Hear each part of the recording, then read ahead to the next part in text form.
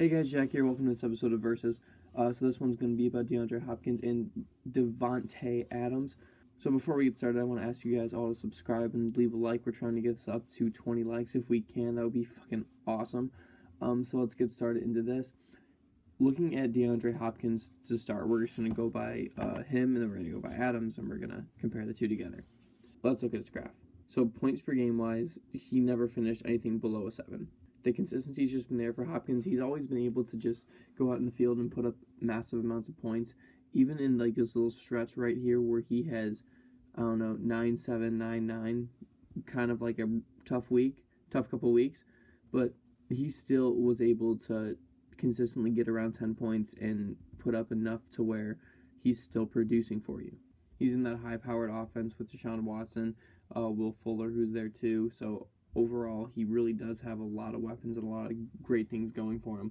The only thing that does really suck about that is Lamar Miller recently got hurt, which limits the run game and definitely hurts the passing attack a little bit along with that. That's definitely an issue that they're going to face, but Hopkins should be able to get past that because of just how big he is and his actual ability to play the game.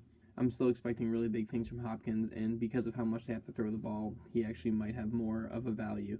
So it really could go either way from him. Overall, though, you really can't go wrong with the pick of DeAndre Hopkins in the first round. He's just an amazing player to start out with and one of the best wide receivers in the league. So, yeah, he's definitely someone that you would want to have on your team. But then we got Davante Adams, and we're going to take a look at this. Consistency has just been there. He got 13 touchdowns and had 1,300 receiving yards as well. So he had a really great year, and he only played 15 games, so he still could have added on some more to that. And Davante is going into a new offense that is going to involve the run game a little bit more, so that might take a little bit of attention away from him, but because of how much Aaron Rodgers throws him the ball, I really wouldn't be too worried about that. And Aaron Jones is going to be enough of a distraction to kind of get the coverage a little bit more off Davante to make things easier for him. So overall, I like Davante's situation that he's going into a lot. I think that he has a really high potential of not really breaking out because he's already done that, but definitely leading the league in points this year for receivers. I don't really see a whole lot of things that would hurt Davante, really, that come in from last year.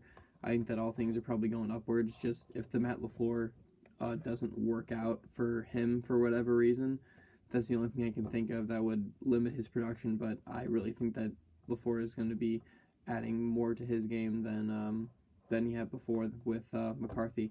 So I feel fine with Davante Adams really all around. And you can kind of see the graph looks a little bit better. Let's take a look. Hopkins, Adams. Hopkins, Adams. Hopkins, Adams. So you can see that there's a little bit of consistency in Davante's, but a little bit more breaking out in Hopkins. The peaks are higher, but the valleys are also lower.